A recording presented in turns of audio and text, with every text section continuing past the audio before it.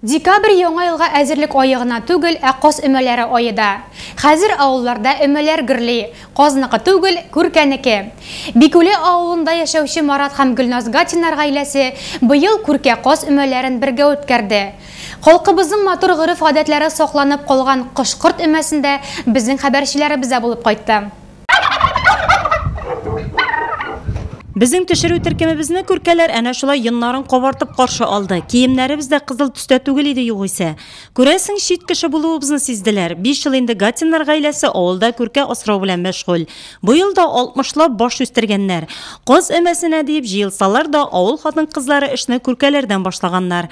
Күркә мамыгын чистартканда тавык йонын йолкыганда кебек кайнар суга чумырып алырга кирәк. Мамыгыннан исә мендәр ясалмый.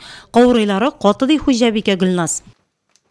Кәне елку каз кебек түгел инде ул, аны суга тыгып илкыйбыз, тавык кебек илкына бик җиңел.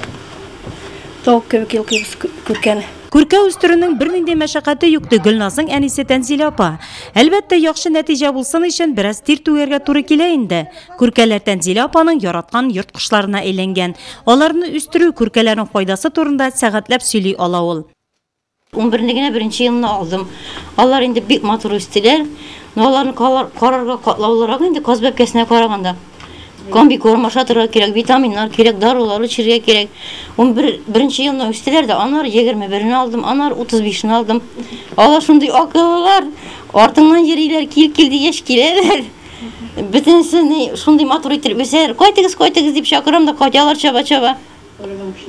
Зур үскәч менә тыңлыйлар инде кеше кебек. Күп кеше күркә итеп алырга тырышалар, диетик ит саналар, шуңа күрә инде күркәне алырга тырышалар. Шуй үстерү бик авыр түгел, веслар зур буланың, әйбәт була, 10 кг артыклап, шу инкәләре 10 кг якын, аталары 14-15 кг шулай була. Гатиннар күпләп кышкырт үрчетү белән 10 еллап шөгыльләнәләр. Бу елда 300 баш каз үстергәннәр, шул санга 50 баш үрдәк тә өстәлә. Хуҗабикә Гөлназ сүзенә караганда күпләп кышкырт асрау табышлы икән. 10 каздан башлаган ик, менә елда арттырып киләбез. Елда клиентларыбыз арта бара, алучыларыбыз күбесенчә Әлмәт һәм Самара шәһәрләрендә безнең күп алалар казларны да, үрдәкләрне дә китеп торалар, заказ берип алдан ук. Шулай казын да, эш башын да, йонын да, бөтен нәрсәсен шулай урнаштырып торабыз, Аллага шөкер. 5-6 күркә даже бер башмак бутына тора инде менә. Даже шулардан да күбрәк була, санап караганым бар. Өмәче хатын-кызларның кулларына күз иярми, 30 баш күркә казны йолкып, йоннарын урнаштырасы, эш башын чистартып куясы бар.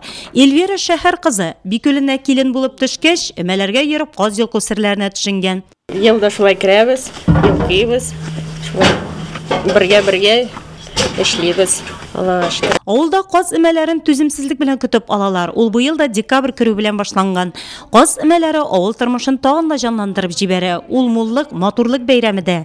Элек-электән килгән матур гырыф-гадәтләрне, йолаларны саклап яши Бикүле халкы. Елда шулай күңел эшлибез. Бергә эшләгән шундый күңелле була.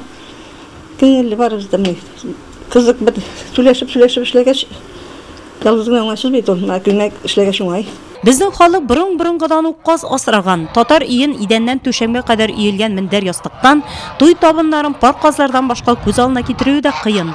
Марат һәм Гөлназ Гатиннар әнә шул матур традицияне саклап яшәүчеләрдән. Ниятләре киләсе елга да күпләп күркә асрап, бары тик күркә өмәсе генә үткәрү.